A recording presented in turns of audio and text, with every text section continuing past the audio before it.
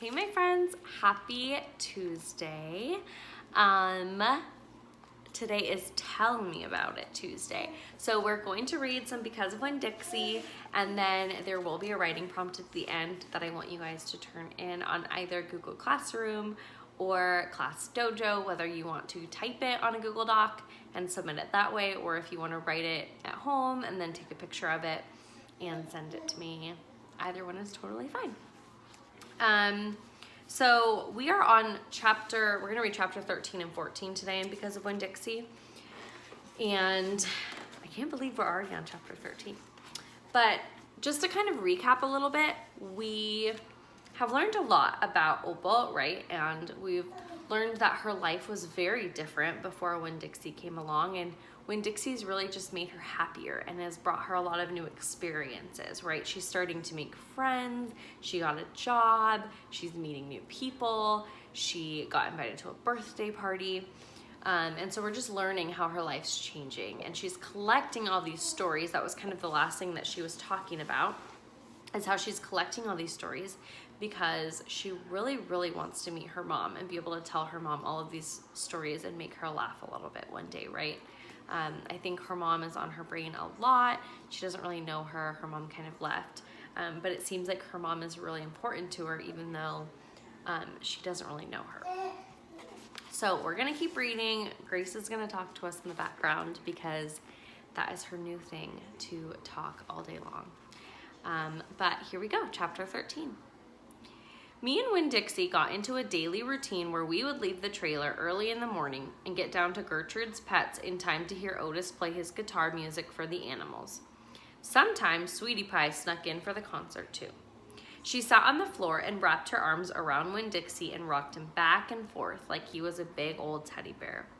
And then when the music was over, she would walk around trying to pick out which pet she wanted, but she always gave up and went home because the only thing she really wanted was a dog like Winn-Dixie. After she was gone, I would sweep and clean up and even arrange some of Otis's shelves because he did not have an eye for arranging things and I did. And when I was done, Otis would write down my time in a notebook that he had marked on the outside. 1 red leather collar, 1 red leather leash. Try and say that 3 times fast. 1 red leather collar, 1 red leather leash, 1 red... And the whole time, he did not in any way ever act like a criminal. Remember, she said the time before that she found out that he was in jail. So that's why she's kind of connecting that he wasn't acting like a criminal, right? After working at Gertrude's Pets, me and Winn-Dixie would go over to the Herman W. Block Memorial Library and talk to Miss Franny Block and listen to her tell us a story. But my favorite place to be that summer was in Gloria Dump's yard, and I figured it was Winn-Dixie's favorite place to be too, because when we got up to the last block before her house, Winn-Dixie would break away from my bike and start to run for all he was worth, heading toward Gloria Dump's backyard and his spoonful of peanut butter. Sometimes Dunlap and Stevie Dewberry would follow me. They would holler, "There goes the preacher's daughter visiting the witch." "She's not a witch," I told them. It made me mad the way they wouldn't listen to me and kept believing whatever they wanted to believe about Gloria Dump. One time Stevie said to me, "My mama says you shouldn't be spending all your time cooped up in that pet shop and at the library sitting around talking with old ladies. She says you should get out in the fresh air and play with kids your own age. That's what my mama says." It's not very nice. "Oh, lay off her," Dunlap said to Stevie. Then he turned to me. "He don't mean it," he said. But I was already mad. I shouted at Stevie and I said, "I don't care what your mama says. She's not my mama, so she can't tell me what to do." "I'm gonna tell my mama you said that," shouted Stevie, "and tell your daddy and he'll shame you in front of the whole church. And that pet shop man is retarded and he was in jail, and I wonder if your daddy knows that." These are not very nice words, are they? "Otis is not retarded," I said, "and my daddy knows that he was in jail." That was a lie, but I didn't care. "And you can go ahead and tell on me if you want, you big bald-headed baby." This is a very good example of how we don't speak to each other, especially our friends at school, right? We need to have kindness. Are they having kindness? Not really. "I swear it about wore out I swear it about wore me out yelling at Dunlap and Stevie Dewberry every day. By the time I got to Gloria Dump's yard, I felt like a soldier who had been fighting a hard battle. Gloria would make me a peanut butter sandwich straight off, and then she would pour me a cup of coffee with half coffee and half milk that would refresh me. Why don't you play with them boys? Gloria asked me. Because they're ignorant, I told her. They still think you're a witch. It doesn't matter how many times I tell them you're not. Do you guys know what ignorant means? Challenge. I want you to look it up in a dictionary. And if you don't have a dictionary at home, there's a fun website called dictionary.com. Try it. First person to message me gets a prize with the definition of ignorant. I think they're just trying to make friends with you in a roundabout way, Gloria said. I don't want to be their friend, I said. It might be fun having them two boys for friends. I'd rather talk with you, I said. They're stupid and mean and they're boys. Gloria would shake her head and sigh, and then she would ask me what was going on in the world and did I have any stories to tell her, and I always did. Now, what do you think Gloria Dump means by that they're trying to make friends with her in a roundabout way? Think of it like a roundabout. Have you ever had someone that you end up being friends with that kind of teased you first? Or like that's how you became friends? You guys kind of messed with each other a little bit. Not super mean, but you know, maybe you guys joked a lot and you made a little bit fun of each other, but you didn't really mean it. Or maybe you've done that to try and make friends with somebody else, right? Miss Beretta and I are friends, but we mess with each other all the time. So is it always better to be kind? Yeah, but Gloria Dump is wondering if maybe these boys are just kind of trying to be friends with her and they're not doing it the right way, and so they're kind of messing with her. They're kind of being mean, but they don't really mean it like that, right? Maybe they actually want to be Opal's friend. So she's trying to bring another perspective to the table. Chapter 14. Sometimes I told Gloria the story Miss Franny Block had just told me. Or I imitated Otis tapping his pointy-toed boots and playing for all the animals, and that always made her laugh. And sometimes I made up a story, and Gloria Dump would listen to it all the way through from beginning to end. She told me she used to love to read stories, but she couldn't anymore because her eyes were so bad. Can't you get some really strong glasses? I asked her. Child, she said, they don't make glasses strong enough for these eyes. One day when the storytelling was done, I decided to tell Gloria that Otis was a criminal. I thought maybe I should tell an adult about it, and Gloria was the best adult I knew. Gloria, I said. Mm-hmm, she said back. You know Otis? I don't know him, but I know what you tell me about him. Well, he's a criminal. He's been in jail. Do you think I should be afraid of him? What for? I don't know, for doing bad things, I guess, for being in jail. Child, said Gloria, let me show you something. She got up out of her chair real slow and took hold of my arm. Let's the two of us walk all the way to the back of this yard. Okay, I said. We walked and Winn-Dixie followed right behind us. It was a huge yard and I had never been all the way back in it. When we got to a big old tree, we stopped. Look at this tree, Gloria said. I looked up. There were bottles hanging from just about every branch.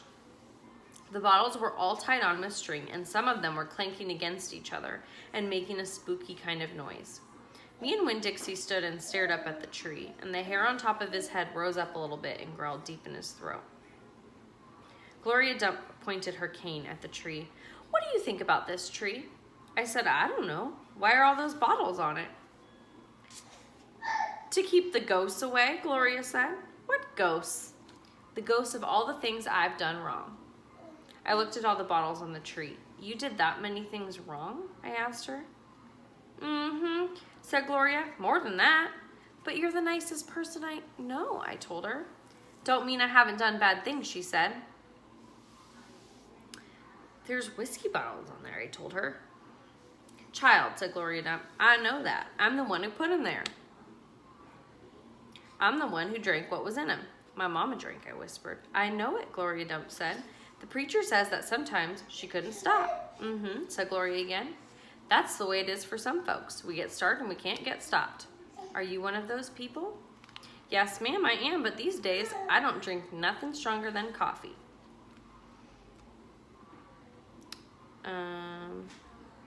Some of them I would have done away with before I learned. Learned what? Learned what is the most important thing. What's that? I asked her. It's different for everyone, she said.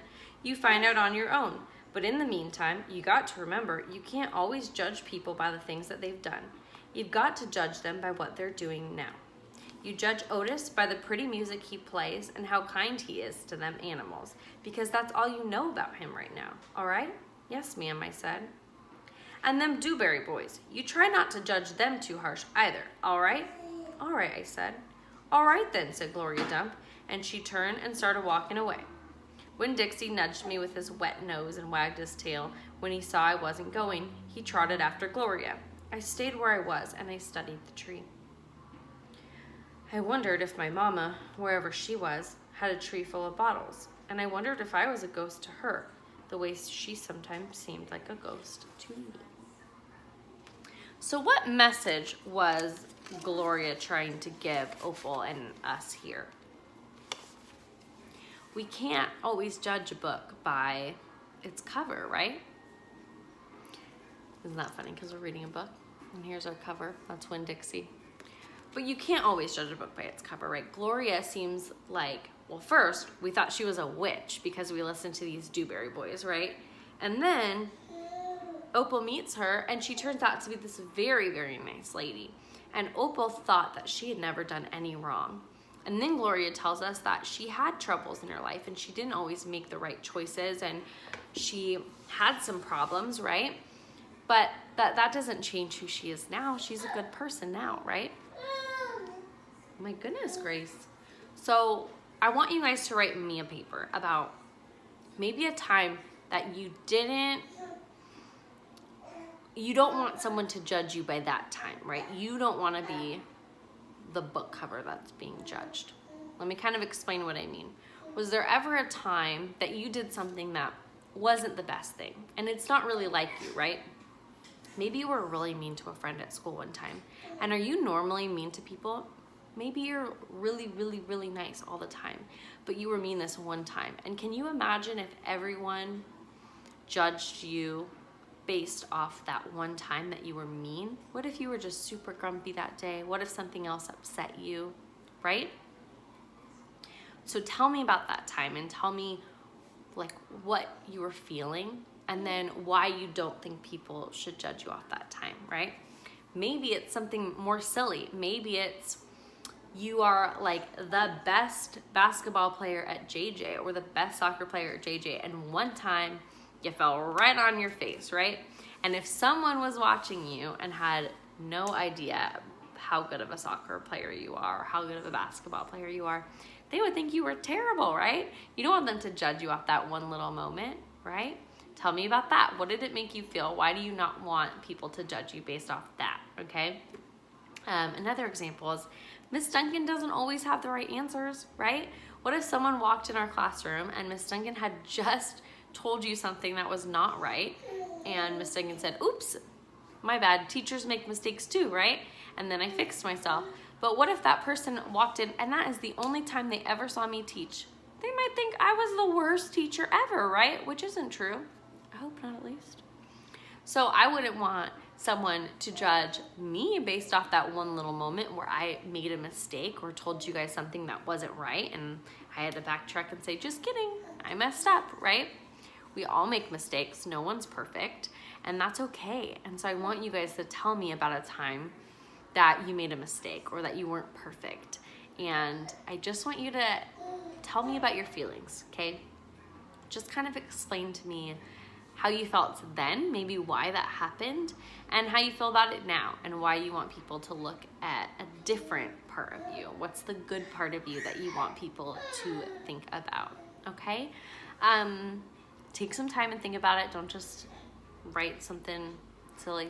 Like, you can take a little while. But again, turn it in on Google Classroom, or you can write it on a piece of paper at home and then take a picture of it. Send it through Class Dojo, whatever works best for you guys. And yeah, I hope you guys have a great day. I hope this section of this book kind of spoke to you guys a little bit, and you know, you realize that you can't always just look at one thing and judge someone. It's not good to do, right? We don't want to just judge someone off a little experience. We don't really want to judge people in general, right? We want to have kindness in our heart and realize that even to ourselves, it's okay if we make mistakes sometimes, right? It's okay. All right, I miss you guys. I'll see you tomorrow.